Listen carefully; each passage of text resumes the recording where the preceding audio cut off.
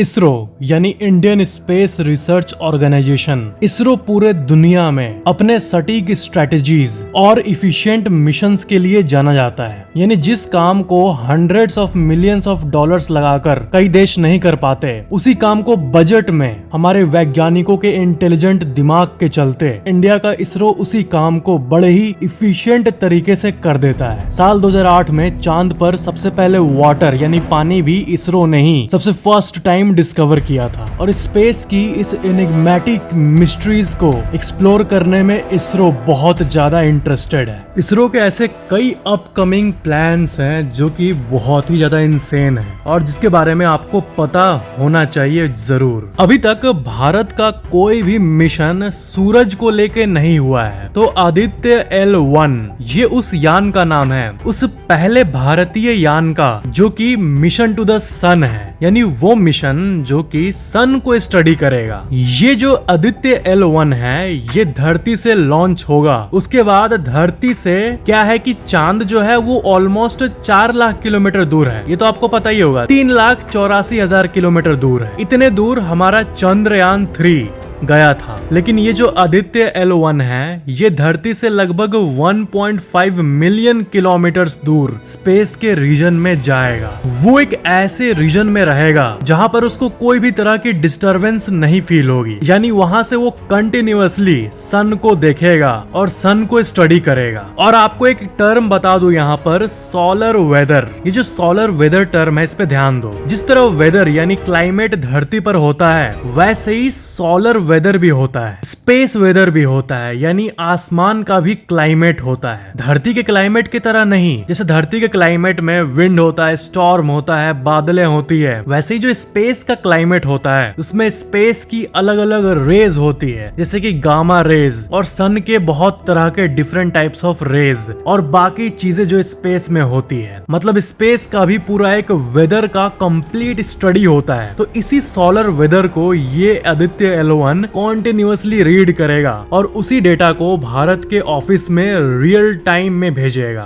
क्या आपको पता है कि सन से जो सोलर फ्लेयर्स निकलती है सन के ऊपर से, उसके कोरोना लेयर से, वो अक्सर सैटेलाइट्स को हिट करते रहती है। और जो लो बजट की सैटेलाइट्स होती है जो कि बहुत सारे कंट्रीज लॉन्च करते हैं, वो कई बार डैमेज्ड भी हो जाती है इन्हीं एक्सट्रीम सोलर फ्लेयर्स के चलते। जो सैटेलाइट्स और जो जीपीएस सैटेलाइट्स जो धरती के चारों तरफ घूमते हैं, इनको भी सोलर फ्लेयर्स से बहुत नुकसान होता है और इनका जो मेंटेनेंस कॉस्ट होता है वो बढ़ जाता है। और इसलिए सन को रीड करना, सन के बारे में और जानना, कैसे इसके सोलर फ्लेयर से हम और प्रोटेक्टेड रह सकते हैं, इनका नेचर क्या होता है एग्जैक्टली, ये सब जानने की जरूरत है जिसके बारे में हम बहुत कम जानते हैं अभी। सूरज के बहुत सारे लेयर्स होते हैं जैसे कि फोटोस्फेयर, क्रोमोस्फेयर और बहुत सारे लेयर्स, और इन्हीं लेयर्स को ये आदित्य L1 स्टडी करेगा। ये सन के एक ऐसे जगह पर प्लेस होगा जहां पर डायरेक्टली सन दिखे, डायरेक्ट व्यू मिले बिना कोई ऑब्स्टैकल के। सन पे ये क्या स्टडी करेगा उसका एक लिस्ट इसरो ने जारी किया है कि क्या क्या वो पढ़ेगा वहां पर जाके, क्या क्या डेटा लेगा, क्या क्या डेटा भेजेगा। वो डेटा ये सब है: कोरोनल हीटिंग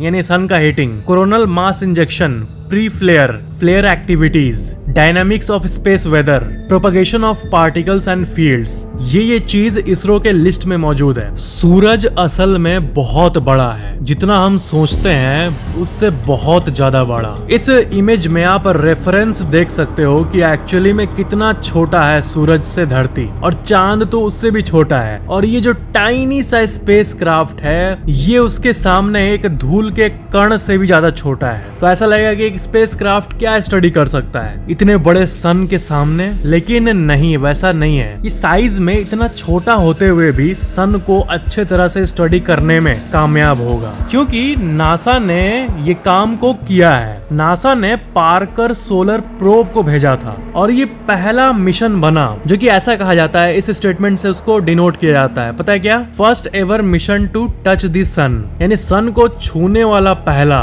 मिशन। और ये पार्कर सोलर प्रोब बस एक स्मॉल कार के साइज का है। धरती में जो ऑल्टो गाड़ी है उसके बारे में सोचो, उतना ही छोटा है ये पार्कर सोलर प्रोब और ये 2018 में लॉन्च हुआ था। और सन का जो सबसे आउटर लेयर है, कोरोना कहा जाता है इसको, जी हाँ इसका भी नाम कोरोना है, तो इसी को स्टडी करता है ये प्रोब। आपको पता है ये सोलर पार्कर प्रोब लगभग 7 लाख किलोमीटर प्रति घंटे के स्पीड से सूरज के पास ट्रैवल करता है। जी हाँ, इस प्रोब का स्पीड 7 लाख किलोमीटर पर घंटे है। ये क्या स्पीड है आपको पता भी है? इस स्पीड का अंदाजा देने के लिए मैं आपको एक एग्जांपल देता हूँ। कोलकाता से दिल्ली 6 सेकंड में, जी हाँ ये स्पेस में इतने तेजी से जा रहा है कि 1 2 3 4 5 6, ये जो 6 सेकंड आपने वेट किया, इतने देर में ये पार्कर प्रोब कोलकाता से दिल्ली ट्रैवल कर चुका है। इतना डिस्टेंस सोचो, जहां कोलकाता से दिल्ली जाने में गाड़ी से, कार से 24 घंटे लगते हैं या फिर फ्लाइट से 2.5 घंटे, उतना डिस्टेंस 6 सेकंड्स में ये कवर किया है। और इसके साथ ही ये बन गया है the fastest object ever build by humans. तो ऐसे ही कुछ इंडिया का भी आदित्य L1 होगा जो कि सन को स्टडी करेगा। आदित्य L1 मिशन का लॉन्च डेट है 2 सितंबर 2023। अब बात करते हैं इसरो के दूसरे इंसेन मिशन के बारे में। ये मिशन का नाम है निसार और ये इतना इम्पोर्टेंट है कि इसको इसरो नासा के साथ मिलकर कर रहा है। जी हाँ, नासा और इसरो का साथ पार्टनरशिप करके NASA plus ISRO Nisar satellite, धरती के चारों तरफ घूमने वाला सैटेलाइट लॉन्च होगा। निसार जो होगा वो एक लो अर्थ ऑर्बिट ऑब्जर्वेटरी होगा जो कि ज्वाइंटली डेवलप्ड होगा नासा और इसरो के द्वारा। निसार जो है वो हर 12 दिनों में पूरे धरती की इंस्पेक्शन करेगा। जो पूरा इंटायर ग्लोब है इसमें क्या चल रहा है, जैसे कि धरती के इकोसिस्टम में क्या चेंजेस हो रहे हैं, जो बर्फ मौजूद है, आइस मास, उसका क्या स्टेटस है, कितना आइस पिघला एज कम्पेयर टू पिछले 12 दिन, सी लेवल कितना बढ़ा, और बहुत सारे टेक्नोलॉजिकल डिवाइसेस के जरिए ये भी पता होगा कि ग्राउंड वाटर में क्या चेंजेस हुए, या फिर अर्थक्वेक कहाँ आ सकते हैं, सुनामीज कहाँ आ सकती है, वोल्केनोज कहाँ आने के चांसेस हैं, लैंडस्लाइड्स कहाँ कहाँ हो सकती है। इन चीजों को प्रेडिक्ट भी करेगा ये ऑब्जर्वेटरी। और इसके अंदर का टेक्नोलॉजी नासा और इसरो दोनों मिलकर डेवलप कर रहे हैं। इसके अंदर सब कुछ एकदम अभी के स्टेटस के हिसाब से हाईटेक होगा, जैसे कि सुपर हाई रेजोल्यूशन फोटोज। और एक चीज जान लो कि ये जो जेम्स वेब टेलीस्कोप और बाकी जो टेलीस्कोप्स हैं, इनके बारे में जब हाई रेजोल्यूशन वर्ड का यूज किया जाता है तो सिर्फ ये मत समझना कि HD या फिर 4K की बात हो रही है, जो कि 4K बहुत हम लोग ट्रेंड में लाते हैं, 4K वीडियो ये वो। इनकी इमेजेस 4K से भी हजारों गुना ज्यादा कॉम्प्लेक्स होती है और हाई रेजोल्यूशन होती है। तभी एक इमेज का अगर आप इनका डेटा देखोगे तो वो टेराबाइट्स होगा। हम लोग जो अपने फोन में एक फोटो खींचते हैं तो अगर लो क्वालिटी होगा तो 4-5 MB होगा, हाई क्वालिटी होगा 4K होगा तो 100-200 MB होगा, GB भी नहीं होगा। लेकिन इनका इमेज मल्टीपल TBs तक चला जाता है, इतना डिटेल होता है। तो ऐसे ही कुछ इसरो के निसार में लगा रहेगा। ये कंप्लीट एक ऑब्जर्वेटरी होगा जो कि एकदम अर्थ के सामने घूमता रहेगा और सारे इंपॉर्टेंट डेटा को हमें देता रहेगा। और ये है वो फोटो जो कि इसरो ने प्रेजेंट किया है, एक आर्टिस्ट इंप्रेशन ऑफ निसार, यानी ऐसे ही कुछ दिखेगा। ये धरती का एक रक्षक की तरह ये काम करेगा, क्योंकि जो डेटा ये भेजेगा वो बहुत काम की होगी, उससे बहुत कुछ पहले ही प्रेडिक्ट होगा। और नासा और इसरो का कॉम्बिनेशन एक बहुत ही ऑसम कॉम्बिनेशन हमें देगा। निसार का कोई एग्जैक्ट लॉन्च डेट इसरो ने नहीं कहा है, लेकिन ये साल 2024 के जनवरी के बाद कभी भी हो सकता है, यानी साल 2024 में आप इसको एक्सपेक्ट कर सकते हो। अगला मिशन जिसका नाम है गगनयान।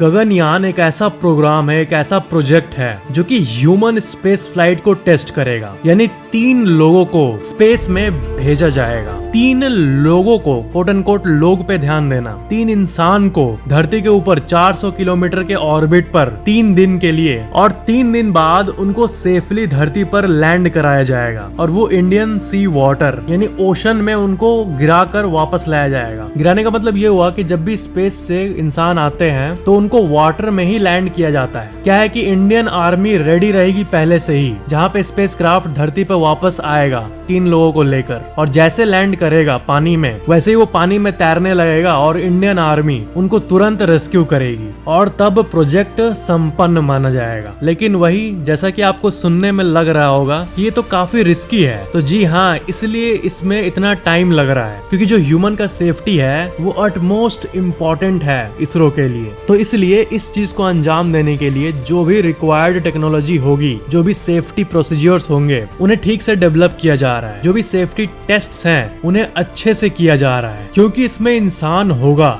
तो इस मिशन में अगर कुछ गड़बड़ हुई, स्पेसक्राफ्ट जब क्रैश होता है तब तो भले एक निर्जीव चीज क्रैश होता है तो हमें दुख होता है कि चलो वो टूट गया, फिर जो भी हुआ, लेकिन जब इंसान रहे तो हम ये रिस्क बिल्कुल भी नहीं ले सकते हैं। और इसलिए प्रॉपर टेक्नोलॉजी की होने की बहुत आवश्यकता है। क्या है कि अगर कुछ रॉन्ग हो जाए तो इसके लिए बैकअप प्लान होना चाहिए, और उस स्पेसिफिक बैकअप प्लान का भी एक और बैकअप प्लान होगा, जो कि बैकअप प्लान फेल होने पे उसको अंजाम दिया जाएगा। इनफैक्ट जो सेकेंड स्टेज का बैकअप प्लान होगा उसका भी एक बैकअप प्लान होगा। तो वर्स्ट केसेस को मानकर तब जाके सारी चीजें कंप्लीट करने के बाद, to the satisfaction of the scientists, उसके बाद इस मिशन को अंजाम दिया जाएगा। और जितने भी मिशंस मैंने आपको बताया उसमें गगनयान सबसे इम्पोर्टेंट है। जिस समय ये लॉन्च हो रहा होगा तब उस टाइम बहुत बहुत ज्यादा इम्पोर्टेंट पल होगा इंडिया के लिए। गगनयान जो कि एक मैन्ड मिशन है, ये सक्सेसफुल अगर होता है, जो कि मैं पर्सनली कॉन्फिडेंट हूं कि हो ही जाएगा, क्योंकि गगनयान में क्या होगा कि पहले फेज में डमीज को स्पेस में भेजा जाएगा टेस्टिंग पर्पस के लिए। जी हाँ, रियल इंसान के पहले फेक इंसान को भेजा जाएगा वहां पर, अनमैन्ड फ्लाइट्स। और 2 बार ये करने के बाद तीसरी बार तब जाके 3 भारतीय को सेंड किया जाएगा, यानी ह्यूमन स्पेस फ्लाइट। और इसके लिए रशिया भी इंडिया की हेल्प कर रहा है। रशिया के वैज्ञानिक ट्रेनिंग दे रहे हैं। गगनयान के लॉन्च डेट की बात करें तो इसका जो दोनों फेज है, पहला डमी वाला और दूसरा मैन्ड मिशन, तो ये दोनों शुरू हो जाएगा अप्रैल 2024 से। इसका कोई एग्जैक्ट डेट तो नहीं आया है, लेकिन इसरो के साइंटिस्ट ये कहे हैं कि हम एक्सपेक्ट कर सकते हैं 2024 से 25 के बीच में गगनयान को। शुक्रयान, शुक्र यानी प्लैनेट वीनस, सन के सबसे पास मर्क्यूरी प्लैनेट है, उसके बाद वीनस प्लैनेट आता है। और इसी प्लैनेट को स्टडी करने के लिए भारत का पहला यान, जिसका नाम है शुक्रयान, वो लॉन्च होने वाला है। और ये कोई लैंडिंग मिशन नहीं होगा, यानी वहां पर कोई यान उतरेगा नहीं, बल्कि ये ऑर्बिटर मिशन होगा, यानी वीनस प्लैनेट के चारों तरफ ऑर्बिट करेगा। क्योंकि वीनस प्लैनेट का जो कंडीशन है वो बहुत ही ज्यादा इंसेन है। वहां पर गैसियस क्लाउड्स है बहुत मात्रा में, जिसके चलते वहां पर लैंड करना बहुत मुश्किल है। लैंड करने वाले भी ऑफ कोर्स मिशंस आएगी, लेकिन उसके पहले धीरे धीरे हम प्रोग्रेस कर रहे हैं। और जो पहला कदम है, यानी वीनस पे पहला ऑर्बिटर भेज देना, यानी भारत का पहला ऑर्बिटर जो कि वीनस को स्टडी करे, ये अब इसरो करने जा रहा है शुक्रयान के साथ। और वहां का हाई रेजोल्यूशन इमेजेस को और वीडियोस को धरती पर भेजेगा, और वहां की सारी टेक्निकल डेटा जो कि साइंस के लिए हेल्पफुल है उन सब को लेके आएगा। तो ये थे इसरो के कुछ इंटरेस्टिंग अपकमिंग मिशंस। वीडियो पसंद आया तो वीडियो को लाइक जरूर करना और चैनल को सब्सक्राइब करके बेल आइकन जरूर ऑन कर लेना।